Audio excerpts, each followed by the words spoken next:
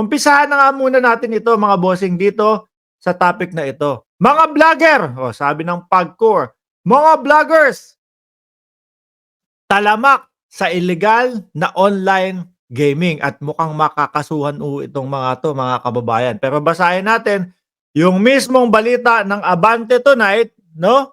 Na pati sa Congress mukhang patawag to sa Kongreso at pag-explain yan no? Inamin ng PAGCOR, Philippine Amusement and Gaming Corporation, PAGCOR, ang naglipa ng mga illegal online casino gamings sa social media, mga kababayan. Dahil po yan ang target nila ngayon. Lahat po tayo nasa cellphone, no? Lahat po tayo nakatutok sa ating cellphone, kaya naman siguro naisipan nila, gawin nating online ang sugal. Ang Pilipino ang pangunahing dahilan niyan maglilibang lang ako. Papiso-piso lang ito. Pa-10-10 piso lang ito, antaya. Pa-100 minsan hindi mo nalalaman ano. Umaabot na pala ng libo yung talo mo. Talamak na po At mga kababayan, napansin po ng mga congressman na mukhang ang target ng mga may-ari ng mga online gaming na ito yung mga vloggers po para ipakalat o para i-promote po mga bossing yung kanilang pasugalan online. Ano sabi dito ng Kongreso? Sa joint hearing ng House Committee on Public Order and Safety at Committee on Games and Amusement, inihayag ng PAGCOR ang paglipa ng mga social media influencers. Dami kong nakikita dyan, ano po? Dami kong nakikita. Alam ko, sila Wamos, yung kapatid ni Wamos, at yung iba pa, pagkadating sa dulo, mga kababayan, pagdating sa dulo, biglang, gusto mo bang maglibang?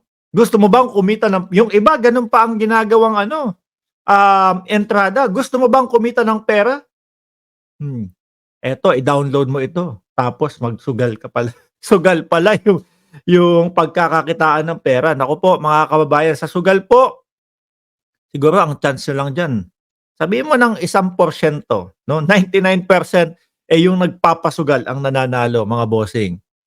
Inihayag ng PAGCOR ang paglipana ng mga social media influencers or vloggers na ginagamit ang kanilang platform. Tapos, antitigas ng mga mukha, no? Kapag sinabi, influencers kami.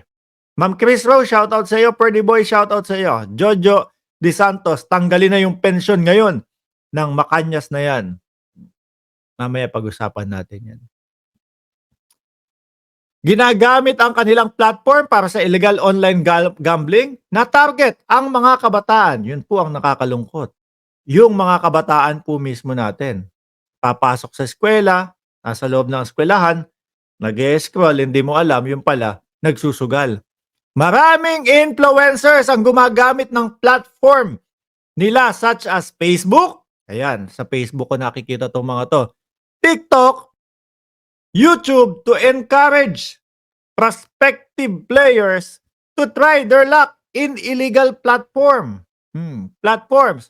So, pinopromote po nila ang website o isang laro like Wheels of Whatever. Ano yun? Whatever.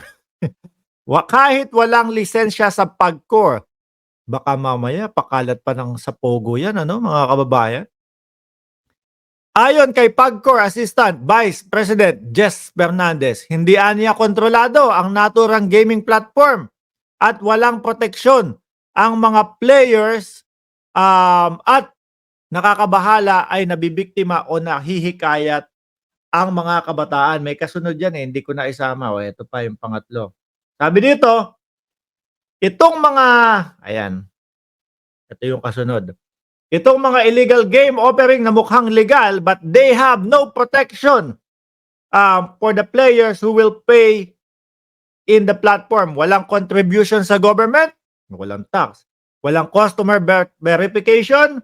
So marami pong mga kabataan ang maaaring makapaglaro sa illegal na platform. Ito ang sabi ni House Committee on Public Order, Dan Fernandez. Ang PAGCOR ng mga pangalan ay natukoy nito ang mga influencer. Sinubmit na yung mga pangalan ninyo. Kayong mga nagpapasugal. O, kayong mga tawag dito, nagpo-promote ng online gambling. Dahil dito, pinagsusumite ni House Committee, pinagsusumite ni House Committee on Public Order Chairperson Dan Fernandez ang PAGCOR ng mga pangalan. Yari kayo. Nang natukoy nitong mga influencers. Alam ko, nakikita ko sila Wamos, yung kapatid ni Wamos, sila Tony Poller, yung malalaki pa mga kababayan kasi nandyan yung rich eh. Nais ng komite na mabigyan ito ng kaukulang aksyon ng BIR, Bureau of Internal Revenue, tax, at Department of Information and Communication and Technology. Mga kababayan, baka habulin itong mga ito sa tax nila. Pagkalaki-laki po, tapos biglang magbubura ng channel. Anyway, mga kababayan, no? Wag po nating tawaging good influencers tayo kapag kayong ang ini-influensa natin sa ating mamamayan, yung kagaya ng, kung kayo ay walang magawa, kung gusto nyo ng libangan, eto magsugal kayo. Dahil alam naman po natin, ang pagsusugal, mga bossing, mga influencers, no? Makasisira ng buhay ng bawat Pilipino yan. Hindi yan magandang libangan. Kung gusto nyo ng kumita, okay na yung kung mga content nyo, mga patawa, kahit yung iba, mga basura. At least, hindi nyo na ma-impluwensyahan yung mga manonood nyo na magsugal pa. Patawanin nyo na lang, okay na. Diba? Hindi yung, ganito, kailangan namin kumita kasi meron kaming natatanggap dito sa mga owners nitong mga online gaming na ito. Kaya dapat, magsugal kayo. Wag nang ganun. Yari kayo. Ano po? Si Just Ride, sabi ni Just Ride, mga kababayan. Number 83, habol ako nung. Justin, may itatanong ako sa iyo. Mag-comment ka dyan, ha? Sinasama kayo ng mga DDS, no? Sa listahan daw ng kasama daw si Colonel Bosita. Doon sa listahan ng maisog senatorial line-up.